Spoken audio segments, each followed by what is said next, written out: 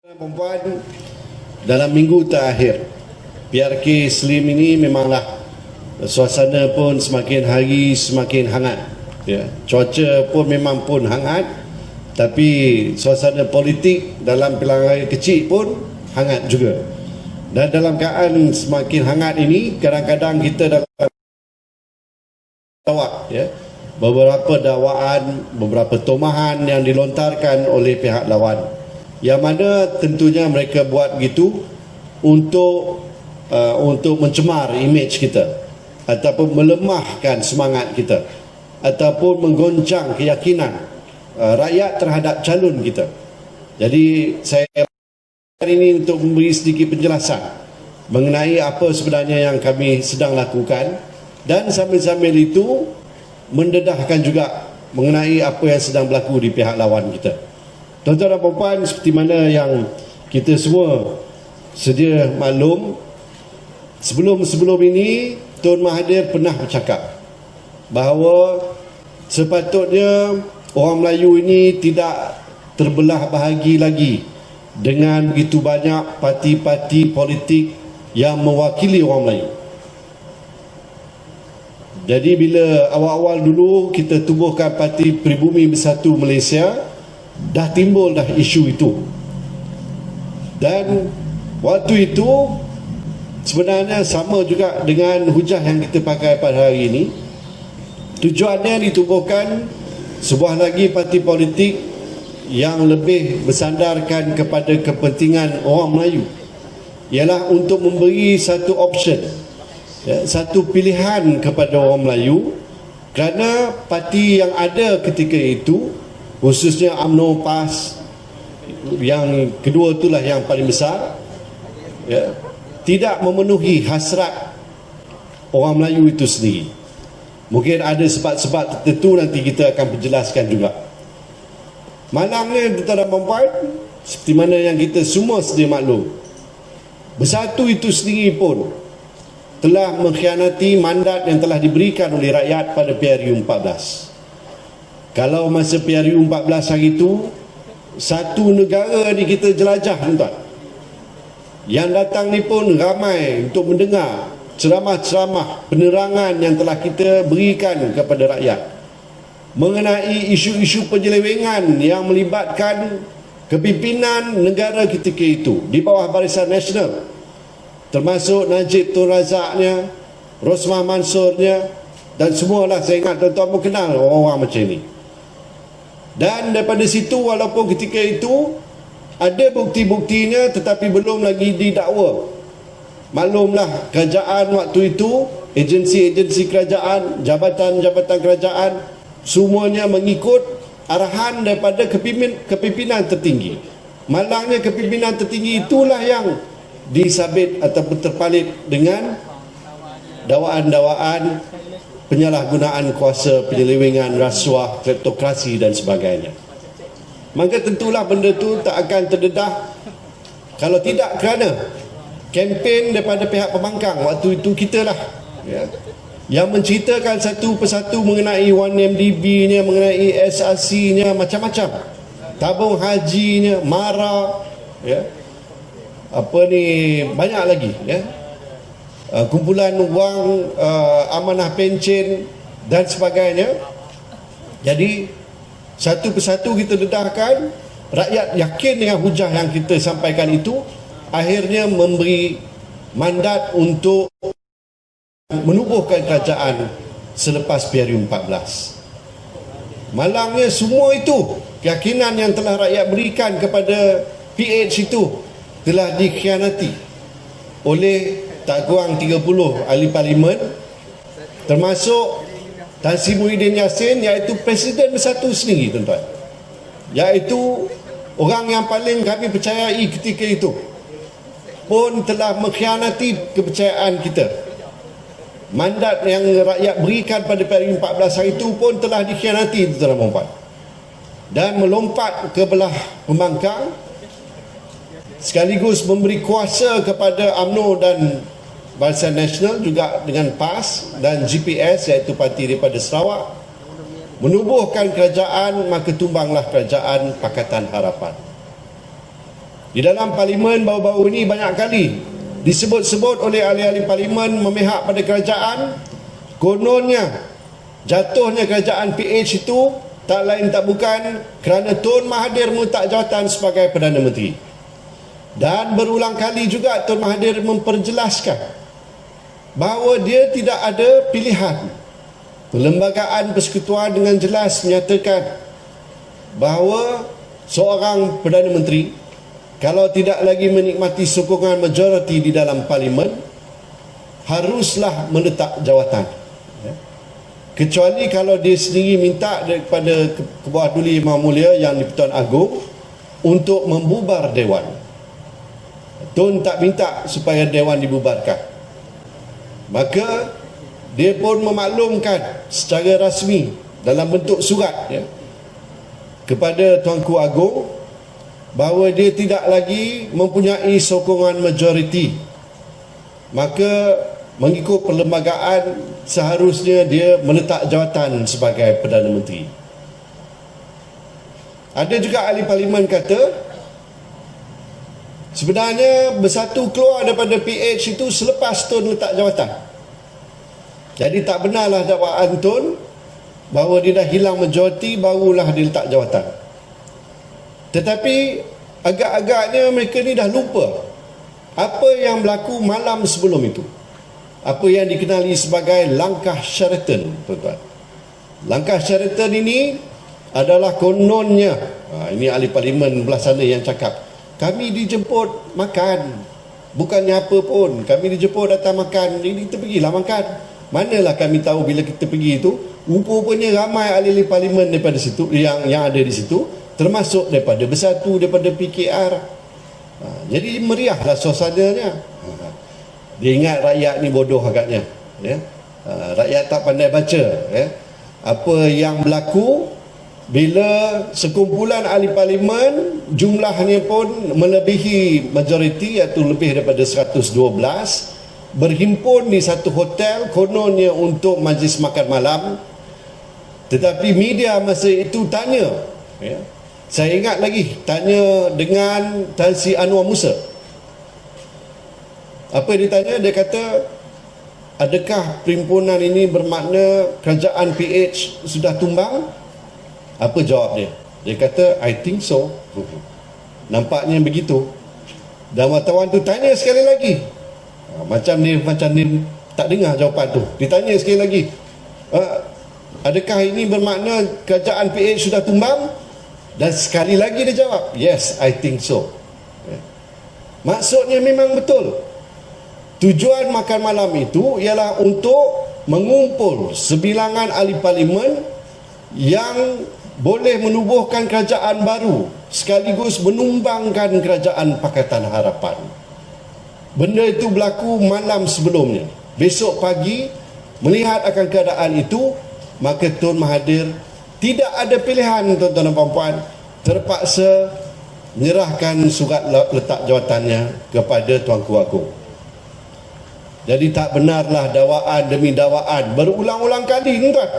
Dalam parlimen, di luar parlimen sebut-sebut juga kononnya kerajaan PH tumbang kerana Tun Mahathir letak jawatan sebagai Perdana Menteri. Apa sebabnya mereka boleh kata begitu? Salah satu sebabnya ialah dia kata, dan ini tuan-tuan sendiri boleh dengar dalam rakaman audio, suara Tan Sri Muhyiddin Yassin menyatakan bahawa kita dah minta Tun kekal sebagai Perdana Menteri, tukar saja kerajaan daripada PH jadi PN. Kerana PN pun kononnya menyokong Tun Mahathir kekal sebagai Perdana Menteri. Tuan-tuan boleh bayangkan benda ni berlaku. Macam mana tu? Tukar kerajaan, PM sama. Walhal Tun Mahathir menjadi Perdana Menteri ketika itu atas mandat rakyat berikan kepada Pakatan Harapan masa PRU 14 hari itu. Kalau dia kekal sebagai Perdana Menteri tetapi kini mendapat sokongan ahli parlimen daripada pembangkang, campur sedikit sebanyak daripada Bersatu dan PKR, kekal sebagai PM, sendiri pun terjebak dengan mengkhianati mandat yang telah rakyat berikan kepada PH pada PRU14. Dan Tun bukan jenis orang. Dia jelas berulang-ulang kali menyebutkan kepada kami semua, kepada Tan Sri Muhyiddin sendiri pun banyak kali dia cakap.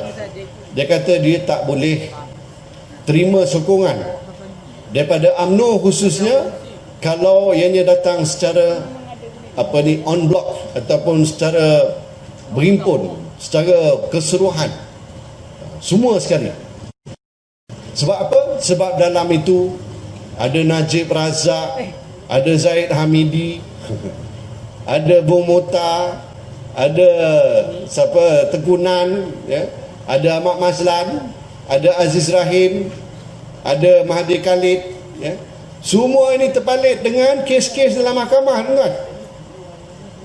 Jadi takkanlah kita nak terima sokongan daripada orang macam ni, wahal kita tahu sokongan itu tentunya bersyarat. Syaratnya apa? Nak minta lepaskan daripada kes-kes yang sedang dibicara dalam mahkamah. Jadi itulah sedikit sebanyak latar belakang. Saya nak ambil kesempatan di selim ini pun, kerana belas ada dah lontar macam-macam tumahan. Kalau kita tak jawab, nanti rakyat kata kalau tak jawab betul lah tu. Jadi kita pun kenalah beri penjelasan sedikit sebanyak. Tuan-tuan dan puan-puan, dalam soal kenapa sekali lagi kita terpaksa menubuhkan sebuah parti Melayu, namanya kali ini Parti Pejuang Tanah Air. Tidakkah ini lagi nak memecah belahkan orang Melayu? Memang tuan-tuan dan puan-puan, kalau ikut hati kami ini, kami tak mau lihat orang Melayu itu berpecah belah. Kita pun menuntut supaya wujud perpaduan ummah. Kita nak supaya orang Melayu ini boleh bersatu padu. Tetapi bersatu padu saja masih belum lagi cukup syaratnya.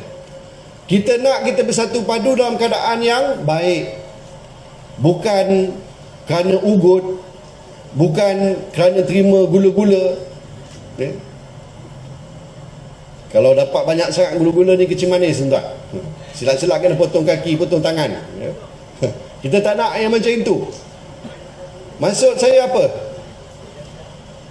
Kalau macam di Trolak Utara ni, agaknya kawalan keselamatan kat sini memang baik, tapi mungkin di kawasan-kawasan lain kadang-kadang, kawasan perumahan kata kan, kadang-kadang berlakunya penyamun, pecah rumah, Nak pecah rumah ni pun kadang-kadang bukan seorang yang buat, dia sekumpulan orang, 4-5 orang katakan. Orang ni kan 2 orang duduk kat luar sana, dia akan memantau. Dia nak tengok kalau ada pihak polis datang atau pihak rela datang. Dia nak jaga-jaga supaya rumah yang kosong ini, tuan ni dah keluar bercuti balik kampung, jadi boleh sambung tak boleh sambung, boleh pecah rumah ke tidak. Jadi 2 orang duduk kat luar, 3 orang lagi masuk rumah, pecah masuk pintu belakang ataupun pecah tingkap, masuk kat dalam, habisnya dia selongkar nak cari barang kemas dan barang-barang berharga yang lain dalam rumah. Maksud saya tuan-tuan, dalam nak menyamun pun ada kesepakatan. Dalam nak menyamun pun ada perpaduan, ada kerjasama. Jadi maksudnya kita ni nak bekerjasama, nak bersatu padu, mesti ada niat, mesti ada tujuan yang baik. Kalau setakat nak menyamun, tentunya kita pun tolak. Kita tak boleh, tuan-tuan. Orang nak samun pun boleh kerjasama. Bukan soal kerjasama ataupun perpaduan itu yang penting. Yang penting itu ialah niat di sebalik perpaduan yang kita idamkan itu. Jadi saya pun akui, sebaik-baiknya janganlah ada lagi parti politik Melayu yang baru dah ditubuhkan. Tetapi yang ada pada hari ini, pilihan yang ada pada orang Melayu sekarang ini, apa yang ada? Satu, dikatakan parti yang banyak terpalit dengan penyelewengan, salah guna kuasa, malah istilah yang kita sekarang ni dengar kerap kali, kleptokrasi. Satu dunia tahu cerita ni, tuan-tuan.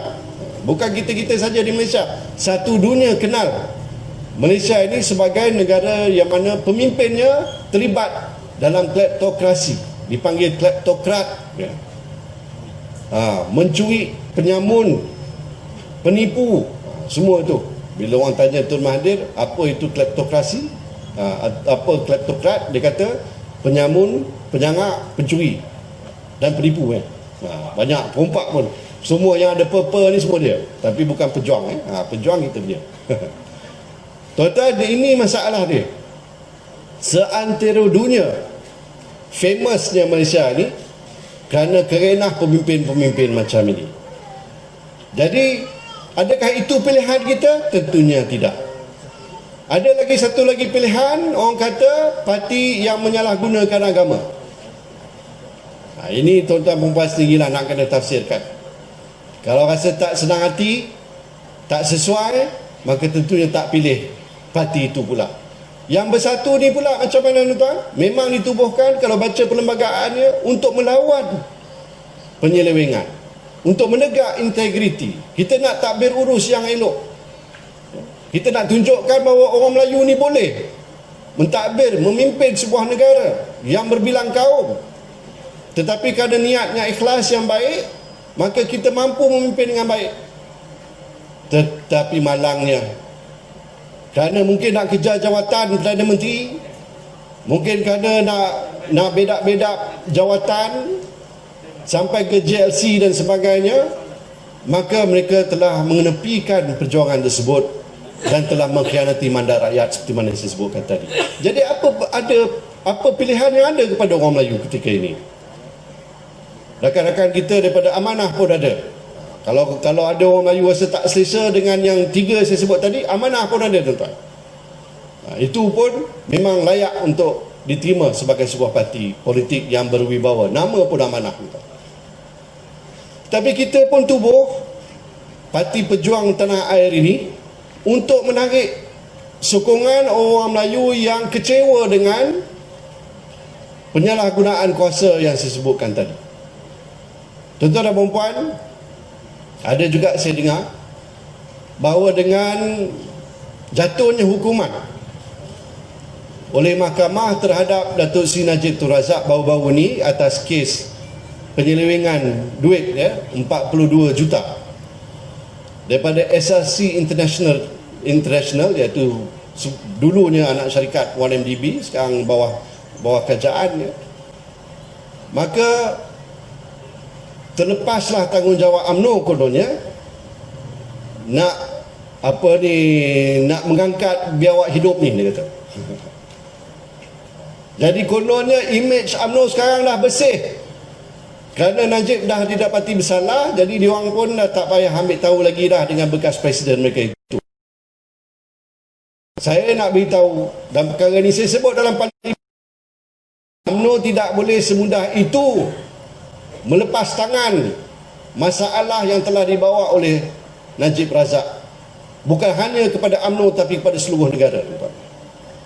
Kerana zaman dia buat semua penyelewengan itu sebagai Perdana Menteri, pada ketika itu dia juga Presiden UMNO, dia pemimpin tertinggi dalam parti itu. Dan apa yang UMNO buat? Ada kritikan, teguran dalaman untuk minta dia hentikanlah dengan kerja-kerja tak senonoh itu. Kami yang menegur, tuan-tuan, kena pecat daripada parti. Saya bukan setakat pecat daripada parti, pecat daripada kerajaan. Sebagai Menteri Besar Kedah pun saya dipecat. Bukan saya saja, Datuk Seri Syafiee Apdal masa itu naib Presiden UMNO, salah seorang. Dia nombor 2 daripada 3 orang naib Presiden UMNO, digantung keahlian Presiden dan ahli UMNO. Bukan setakat itu saja, timbalan Presiden UMNO pun, Sri Muhyiddin Yassin, juga telah dipecat tanpa perbicaraan, tanpa dipanggil untuk bela diri, tanpa melalui proses lembaga disiplin. Saya ingat lagi Tan Sri Muhyiddin beritahu saya, dia kata sepatutnya kalau nak pecat timbalan presiden, perkara itu patutnya dibangkitkan dalam AGM, Perhimpunan Agung UMNO. Kerana ini satu isu begitu besar, orang nombor 2 dalam parti. Apa sebab dia kena pecat? Kerana dia tegur soal 1MDB. Hanya kerana itu dia kena pecat daripada parti. Sekarang ni apa dah jadi, tuan-tuan? Dah berbalik pula dengan UMNO. Bukan setakat balik kena UMNO, sekarang ni duduk di bawah UMNO. Itu lagi teruk. Nak kena meminta-minta pula nak masuk muafakat nasional, tuan-tuan. Dulu kita lawan kerana kita dipecat, kerana kita tegur nak bawa kebaikan, nak menyelamatkan UMNO itu sendiri, tapi kena pecat. Sekarang ni bersatu pula minta menjadi sebahagian daripada muafakat nasional. Maksud saya, tuan-tuan dan puan, UMNO tidak boleh membersihkan namanya sebegitu mudah hanya kerana mahkamah yang menjatuhkan hukum ke atas bekas presidennya Najib Tun Razak atas kes SRC International yang melibatkan 42 juta ringgit. Yang besar lagi ada lagi lepas ni, tuan, tapi yang buat masa ni baru 42 tu bagi kita dah cukup besar dah, tapi ada lagi yang lebih besar, yang bilion-bilion pun ada lagi, tuan. Dan hukuman tu jangan kita lupa, bukan setakat dia kena bayar 210 juta ringgit, 110 juta ringgit, tetapi hukuman sebenar kalau ikut hukuman bagi setiap satu kesalahan yang dilakukan itu berjumlah 72 tahun dalam penjara.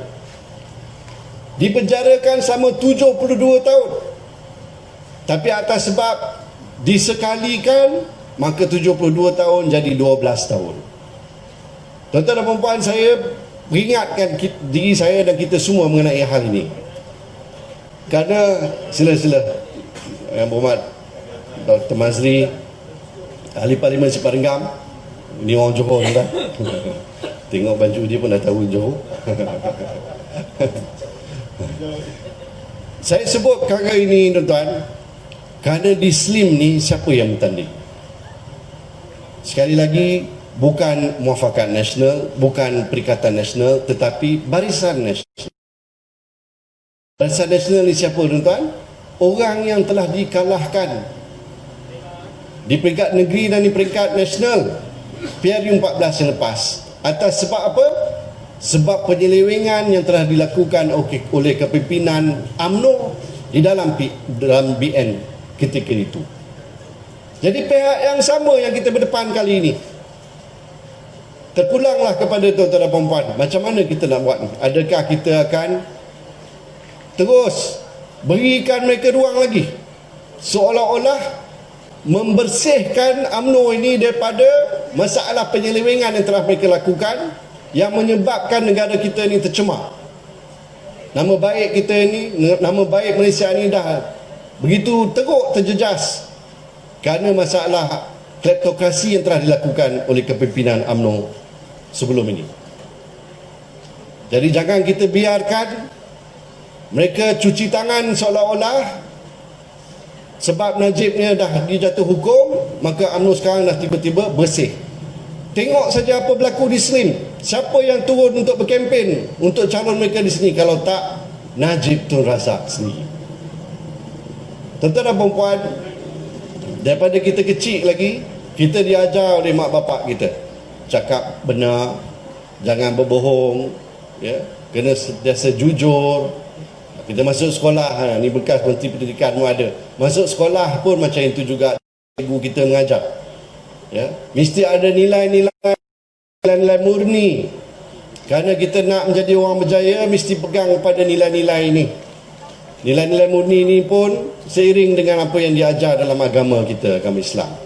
Agama-agama lain pun begitu juga, tuan-tuan. Mengajar kita supaya tidak berbohong, cakap benar, ya. Apa ni, kena jujur, kena kerja kuat, ya, tak boleh cari jalan mudah untuk selesaikan masalah, macam-macam lagi lah yang perkara baik-baik ni. Tetapi sekarang ni apa kita diajar?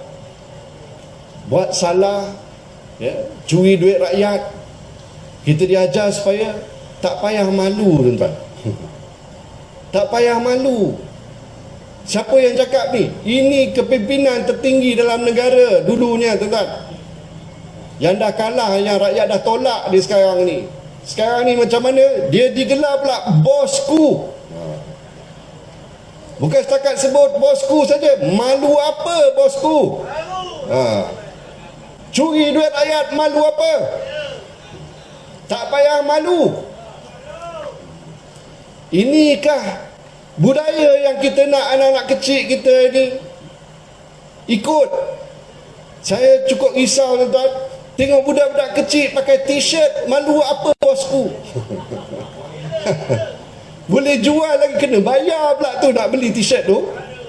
Lepas tu apa mesej yang kita nak bawa sebenarnya? Macam mana kita nak selamatkan negara kita ni tuan-tuan?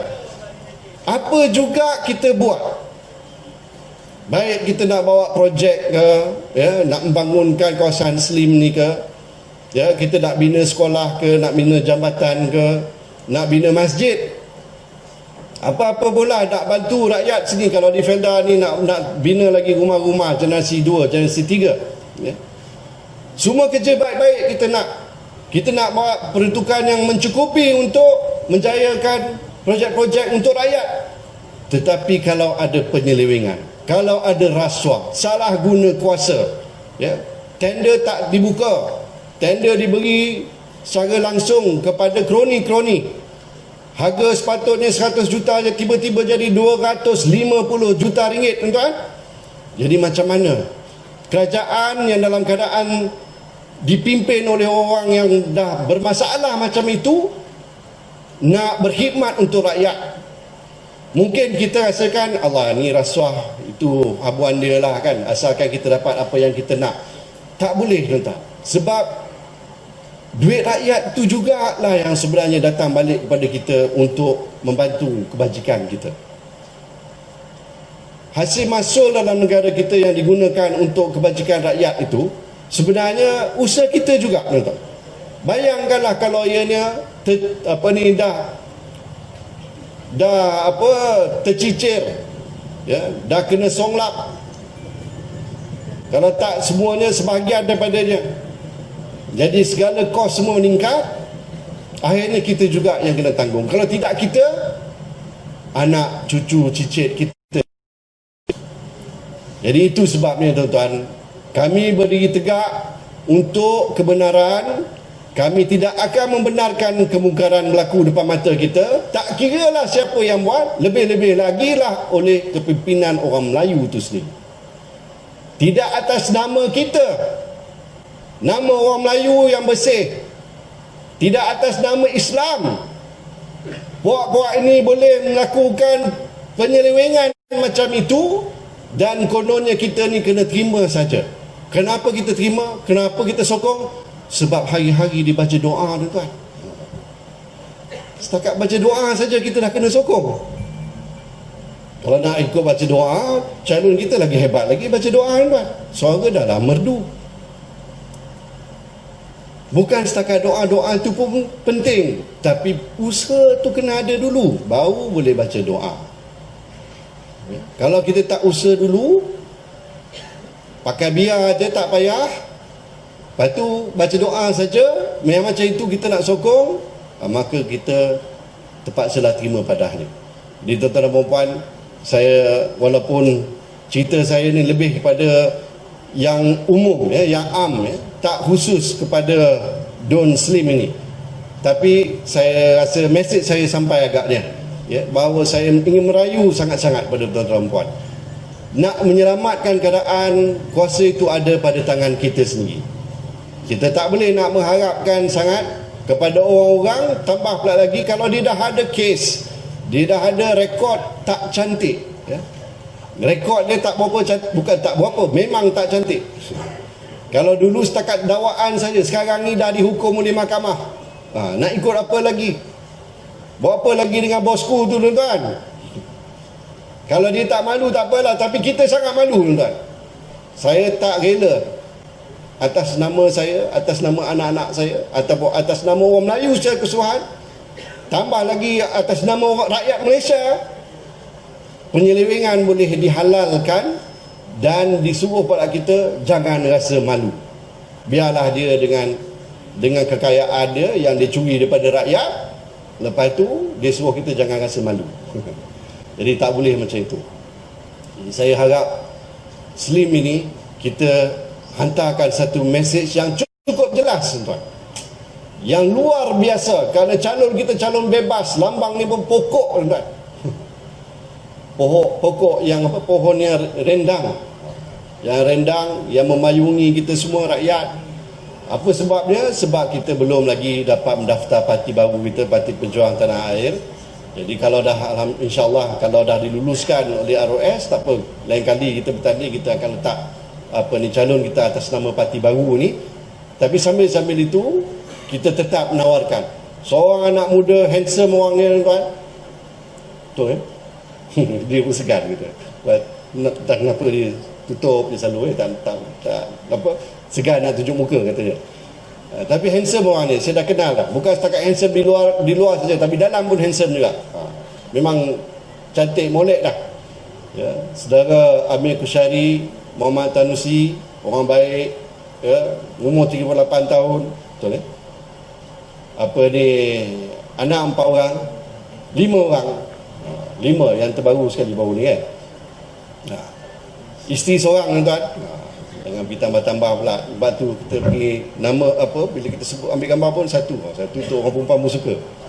Sebab jaminan satu saja.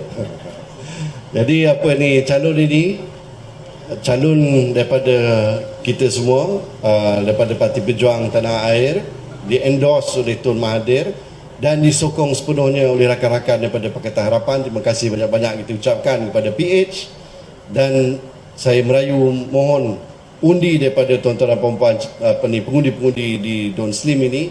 Moga-moga dengan sokongan tuan-tuan dan puan-puan ni, saudara Amir ni boleh menjadi seorang wakil rakyat yang akan memberi khidmat yang terbaik bagi masyarakat di Don Slim. Kalau dia tak buat kerja, bagi tahu dekat saya, bagi tahu dekat Tun, Tun akan tibai dia. Ya. Tun kata dah, Tun pun dah pesan. Pasal dia pesan kat saya dulu masa saya bertanding, sama lah macam tu saya nak pesan kat dia. Jadi apa ni, kerana kita buat ini semata-mata kerana Allah dan untuk berkhidmat untuk rakyat di Don Slim ini, insyaAllah. Moga-moga perjuangan kita mendapat keberkatan, keredaan dan rahmat daripada Allah SWT jua. Sekian, wabillahi taufiq wa hidayah. Assalamualaikum warahmatullahi taala wabarakatuh.